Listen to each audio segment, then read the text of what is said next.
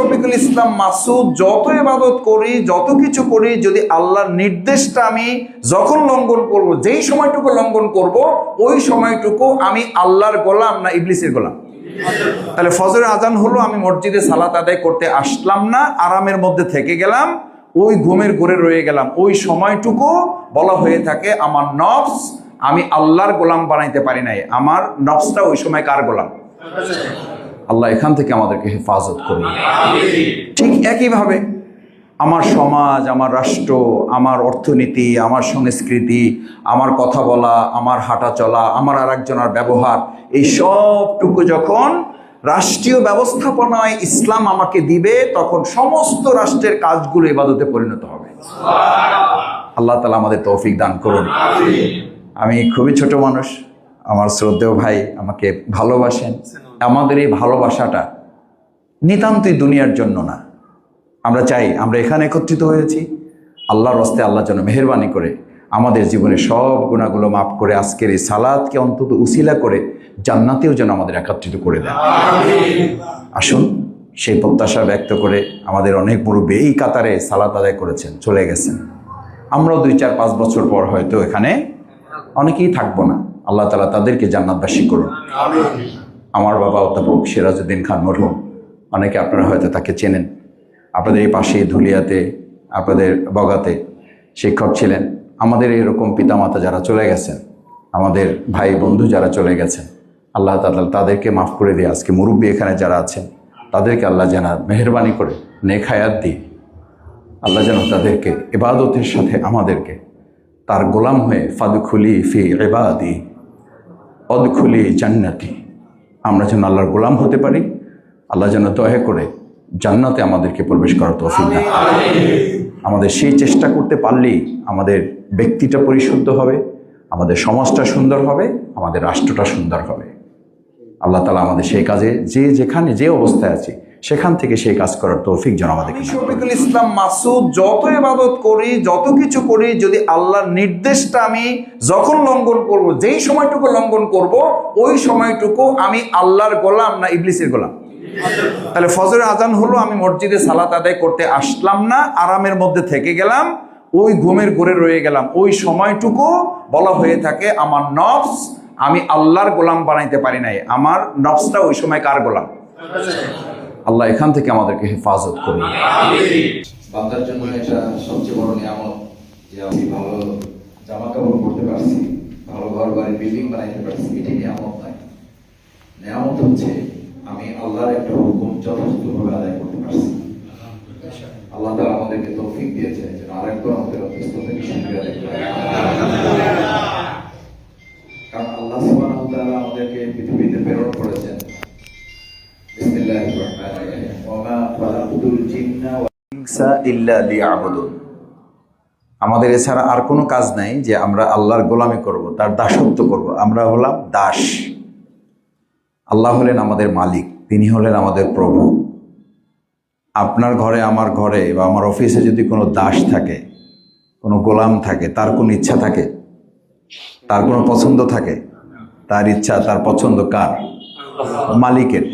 ওই ঘরের যিনি মালিক, তার পছন্দই তার পছন্দ, তার ইচ্ছাই তার ইচ্ছা। তাহলে আমরা হলাম কার গোলাম? আমাদের কোনো ইচ্ছা আছে? আল্লাহ তাআলা বলেন তোমাদের ইচ্ছা থাকলেও তো লাভ হবে না। ওমা তাশাউনা ইল্লা আইয়াশা আল্লাহ। তোমাদেরটা ইচ্ছা পূরণ হবে না, আমি যেটা চাই সেটা হবে। সুবহানাল্লাহ। কিন্তু আমাদের ভাবটা কি? আমরা চাইলেই পারবো। সূরা নজম আর রহমান এর পাশাপাশি সূরা অনেকেই আপনাদের মুখস্থ আছে, আপনারা জানেন। সেখানে আল্লাহ বলছেন ওয়া আন লাইসা লিল ইনসানি ইল্লা মা সাআ। মানুষ চেষ্টা না করলে তাকে কিছুই দেওয়া হবে না। আবার আল্লাহ তাআলা সাথে সাথে এটা স্মরণ করিয়ে দিচ্ছেন আমলিল ইনসানি মা তামান্না। মানুষ কি এটা মনে করে যে সেই চাইলেই তা পাবে? না, চাইলেই সে তা পাবে না। ওটা বরাদ্দ হবে কার কাছ থেকে? আল্লাহর কাছ থেকে। আমি দুটো কথা বলে শেষ করব। একটা হচ্ছে আমাদের মূল টার্গেট হচ্ছে আমাদেরকে আল্লাহ ইবাদতের জন্য পাঠিয়েছেন, তার গোলামি। এখন তাহলে আমরা চাকরি করব না, ব্যবসা করব না, পরিবার পরিচালনা করব না, স্বামী স্ত্রী হক, স্ত্রী স্বামীর হক, স্বামী স্ত্রী সন্তানের হক আদায় করবে না? করবে। এই সব কাজগুলো যখন আল্লাহর দেওয়া নিয়ম অনুযায়ী হবে তখন ওই কাজগুলো ইবাদত হয়ে যাবে। সুবহানাল্লাহ। দেখেন আল্লাহ ইসলামকে কত সহজ এবং কত আমাদের জন্য বরকতময় করেছেন। যদি আপনি আল্লাহ প্রিয় নবী মুহাম্মদুর রাসূলুল্লাহ সাল্লাল্লাহু আলাইহি সাল্লামের সুন্নাহ অনুযায়ী বাম পা দিয়ে টয়লেটে ঢুকবেন, নিয়ম অনুযায়ী কাজ সারবেন, দোয়া পড়বেন, দোয়া পড়ে আবার বের হয়ে দোয়া পড়বেন, ডান পা দিয়ে বের হবেন। এই সময়ের পৃথিবীর সবচেয়ে নিকৃষ্ট জায়গা যেটা, এইটুকু কাজও যদি আল্লাহ এবং রাসূল সাল্লাল্লাহু আলাইহি সাল্লামের নিয়ম অনুযায়ী করা যায় তাহলে ওই সময়টুকুকে আল্লাহ বলেন যে আমি তোমাকে নেকি দিয়ে পরিপূর্ণ করে দেব। আচ্ছা, তাহলে আপনি বলেন পৃথিবীর কোন কাজটা ইবাদত হবে না? ওইটা হবে না যেটা আল্লাহর হুকুম নাই, আল্লাহর নির্দেশ নাই। আল্লাহর নির্দেশের বাইরে গিয়ে আপনি যদি দুই সিজদার জায়গায় 3 সিজদা দেন যে আজকে একটু ইবাদত বেশি করতে চাই, হাতে যেহেতু সময় আছে, সিজদা 2টার জায়গায় কয়টা দেব? 3টা দেব। সব বেশি হবে না কম হবে? সব কম হবে? সব হবেই না। তার মানে নির্দেশ মানাটা, দেখেন ইবলিস, কেউ কেউ বলেন 80 লক্ষ বছরের ইবাদত আছে তার। কত বছর? তা আপনি আমি কত বছর বাঁচবো? কাছাকাছি এরকম নাকি? এর ধারে কাছে তো যেতে পারবেন না। তো এই ভদ্রলোক তো বলছে এই অর্থে বোঝার জন্য আর কি সহজ হবে। এই ইবলিসটা মানে অসুবিধাটা কি? সে তো ফেরেশতাদের সর্দার ছিল, ইবাদতের সে সব কিছু দেখিয়েছিল, শুধু আল্লাহর নির্দেশটা সে কি করেছে? লঙ্ঘন করেছে। আমি শফিকুল ইসলাম মাসুদ যত ইবাদত করি, যত কিছু করি, যদি আল্লাহর নির্দেশটা আমি যখন লঙ্ঘন করব, যেই সময়টুকু লঙ্ঘন করব, ওই সময়টুকু আমি আল্লাহর গোলাম না ইবলিসের গোলাম? তাহলে ফজরের আজান হলো, আমি মসজিদে সালাত আদায় করতে আসলাম না, আরামের মধ্যে থেকে গেলাম, ওই ঘুমের ঘরে রয়ে গেলাম, ওই সময়টুকু বলা হয়ে থাকে আমার নফস, আমি আল্লাহর গোলাম বানাইতে পারি নাই। আমার নফসটা ওই সময় কার গোলাম? আল্লাহ এখান থেকে আমাদেরকে হেফাজত করুন। ঠিক একইভাবে আমার সমাজ, আমার রাষ্ট্র, আমার অর্থনীতি, আমার সংস্কৃতি, আমার কথা বলা, আমার হাঁটা চলা, আমার আরেকজনের ব্যবহার, এই সবটুকু যখন রাষ্ট্রীয় ব্যবস্থাপনায় ইসলাম আমাকে দিবে তখন সমস্ত রাষ্ট্রের কাজগুলো ইবাদতে পরিণত হবে। আল্লাহ তাআলা আমাদের তৌফিক দান করুন। আমি খুবই ছোট মানুষ, আমার শ্রদ্ধেয় ভাই আমাকে ভালোবাসেন। আমাদের এই ভালোবাসাটা নিতান্তই দুনিয়ার জন্য না। আমরা চাই, আমরা এখানে একত্রিত হয়েছি আল্লাহর রাস্তায়, আল্লাহ যেন মেহেরবানি করে আমাদের জীবনের সব গুনাহগুলো মাফ করে আজকের এই সালাতকে অন্তত উসিলা করে জান্নাতেও যেন আমাদের একত্রিত করে দেয়। আসুন সেই প্রত্যাশা ব্যক্ত করে, আমাদের অনেক মুরব্বী এই কাতারে সালাত আদায় করেছেন, চলে গেছেন। আমরাও 2, 4, 5 বছর পর হয়তো এখানে অনেকেই থাকবো না। আল্লাহ তাআলা তাদেরকে জান্নাতবাসী করুন। আমার বাবা অধ্যাপক সিরাজউদ্দিন খান মরহুম, অনেকে আপনারা হয়তো তাকে চেনেন। আপনাদের এই পাশে ধুলিয়াতে, আপনাদের বগাতে শিক্ষক ছিলেন। আমাদের এরকম পিতামাতা যারা চলে গেছেন, আমাদের ভাই বন্ধু যারা চলে গেছেন, আল্লাহ তাআলা তাদেরকে মাফ করে দিয়ে আজকে মুরব্বী এখানে যারা আছেন তাদেরকে আল্লাহ যেন মেহেরবানি করে নেক হায়াত দিয়ে আল্লাহ যেন তাদেরকে ইবাদতের সাথে আমাদেরকে তার গোলাম হয়ে ফাদখুলি ফি ইবাদি অদখুলি জান্নাতি, আমরা যেন আল্লাহর গোলাম হতে পারি। আল্লাহ যেন দয়া করে জান্নাতে আমাদেরকে প্রবেশ করার তৌফিক দান। আমাদের সেই চেষ্টা করতে পারলেই আমাদের ব্যক্তিটা পরিশুদ্ধ হবে, আমাদের সমাজটা সুন্দর হবে, আমাদের রাষ্ট্রটা সুন্দর হবে। আল্লাহ তাআলা আমাদের সেই কাজে যেখানে যে অবস্থায় আছি সেখান থেকে সেই কাজ করার তৌফিক যেন আমাদেরকে দান করেন। এটি বক্তব্য জায়গা নয়, আমি শুধু আপনাদের কাছে দোয়া চাওয়ার জন্য, নীরব ভাইয়ের প্রিয় সন্তান তাসনিম আল নাহিয়ানকে বাঁচানোর জন্য, তাকে সুস্থ করে গড়ে তোলার জন্য। এতবার তার সাথে আমার কথা হয়েছে। আমি সাভারে সিআরপিতে যখন তাকে নিয়ে গিয়েছিলাম তখন তিনি শুধু বলেছিলেন, মাসুদ ভাই যদি আমাকে নিয়েও আল্লাহ তাআলা আমার সন্তানটাকে একটু সুস্থ করে দেয়, আপনারা সবাই মিলে একটু চেষ্টা করেন। আমার মনে হয়েছে আল্লাহ সুবহানাহু ওয়া তাআলা তাকে নিয়ে গেছেন, কিন্তু তার সন্তানটাকে আমাদের মাঝে রেখে গেছেন। আমরা সবাই দোয়া করি নীরব ভাইকে আল্লাহ তাআলা তার সন্তানকে যে অবস্থায় দেখে গেছেন, তিনি হয়তো ভালো অবস্থায় দেখে যেতে পারেন নাই, কিন্তু তার অন্তরটা যেন আল্লাহ তাআলা প্রশান্তি দিয়ে ভরে দেয়, তার গুনাহ মাফ করে তাকে যেন জান্নাতের জন্য আল্লাহ কবুল করে। তার সন্তানটা যে জন্য দেশের জন্য গুলিবিদ্ধ হয়ে আজকে আমাদের সামনে হুইল চেয়ারে এই বয়সে যে পরীক্ষার মধ্যে আছে, আল্লাহ আমাদের প্রিয় তাসিন আল নাহিয়ান তাকে যেন ধৈর্য ধারণ করে, তাকেও পূর্ণ সুস্থতা দিয়ে আল্লাহ তাআলা তার বাবার শূন্যতা আল্লাহ তাআলা পূরণ করার তৌফিক দান করে। সম্মানিত মুসলিয়ান কিরাম, আমাদের এই তাসিন আল নাহিয়ানরা যে জন্য গুলির সামনে দাঁড়িয়েছিল, আমরা সেই রকম একটা সুন্দর বাংলাদেশ, সেরকম একটা সুন্দর মানবিক বাউফল যেন গড়ে তুলতে পারি। ওদের দিকে তাকাইয়ে যেন আমরা নিজেদের মতো করে ওদের স্বপ্ন পূরণে আমরা সবাই কাজ করতে পারি, সেই প্রত্যাশা, সেই আহ্বান আপনাদের কাছে রেখে ওদের পরিবারের জন্য আমাদের সম্মানিত দুলাল ভাই সহ জাতীয় নেতৃবৃন্দ এখানে উপস্থিত হয়েছেন, সকলের প্রতি সম্মান শ্রদ্ধা। বিশেষ করে ঢাকা থেকে আমাদের মেহমানবৃন্দ এসছেন, আমাদের প্রিয় বাউফলে জনাব তারেক রহমান আমাদের এই প্রিয় বাউফলের সন্তানকে স্মরণে রেখেছেন। এটার জন্য তার প্রতি আমরা সম্মান শ্রদ্ধা জ্ঞাপন করছি, কৃতজ্ঞতা জ্ঞাপন করছি। আমাদের শ্রদ্ধাভাজন মেহমান যারা এসছেন তাদের প্রতি কৃতজ্ঞতা জ্ঞাপন করে আমার কথা শেষ করছি।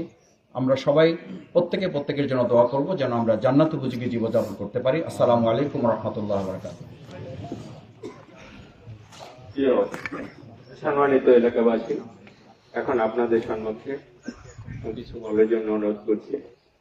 বাউফল বিএনপির সাবেক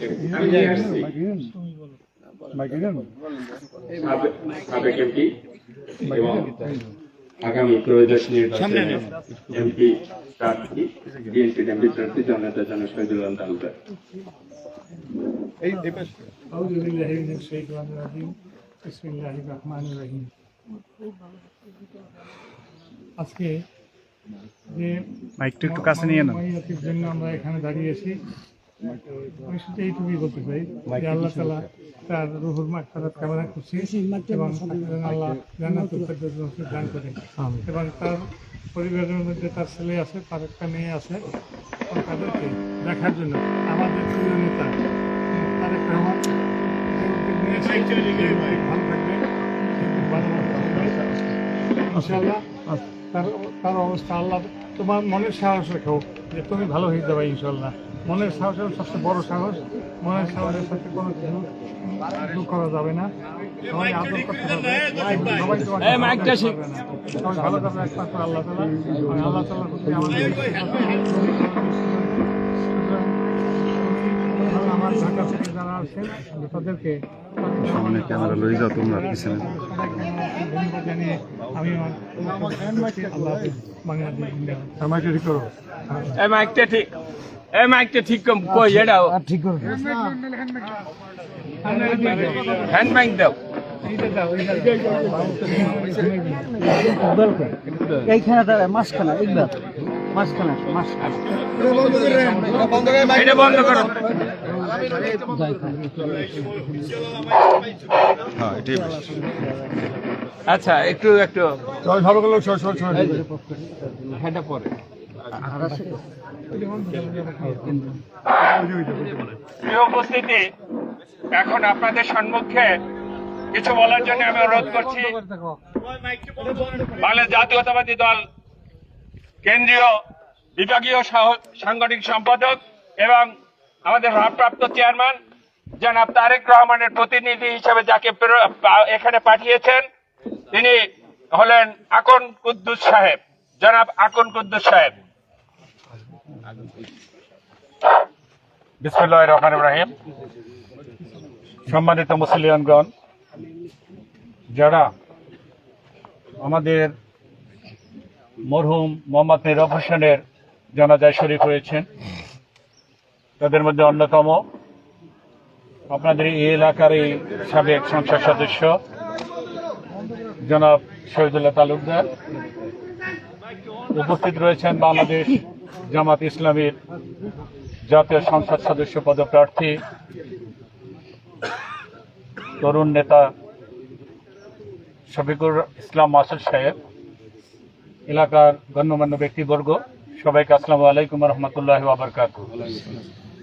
গতকালকে রাত 1:15টার দিকে আমাদের বিএনপির ভারপ্রাপ্ত চেয়ারম্যান, আমাদের রাজনৈতিক অভিভাবক জনাব তারেক রহমান ফোন করে আমাকে নির্দেশ দিয়েছেন যে এই পরিবারটি ত্যাগ অনেক বেশি।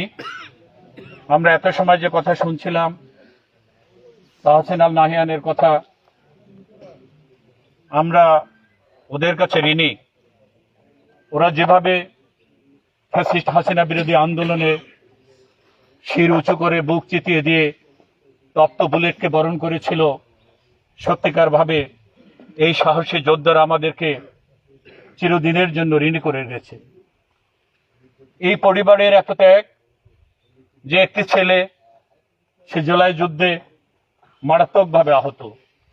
আমি ওর সাথে কথা বলেছি, ওর ব্যাকবোনে পাশ দিয়ে বুলেট চলে গেছে, সংকটাপন্ন অবস্থায় বলা চলে। ও বলেছে আমাকে যদি পুনরায় বিদেশে চিকিৎসার ব্যবস্থা করা হয় তাহলে হয়তো আল্লাহ রাব্বুল আলামিন আমাকে সুস্থ করতে পারেন। আমি মাননীয় অ্যাক্টিং চেয়ারম্যান গতকালকে আমাদের যে নির্দেশনা দিয়েছেন আমাকে, সেই নির্দেশনার আলোকে বলছি উনি এই পরিবারের পূর্ণ দায়িত্ব উনি নিয়েছেন। সেখানে নাহিয়ানের ট্রিটমেন্টেরও ব্যবস্থা করবেন।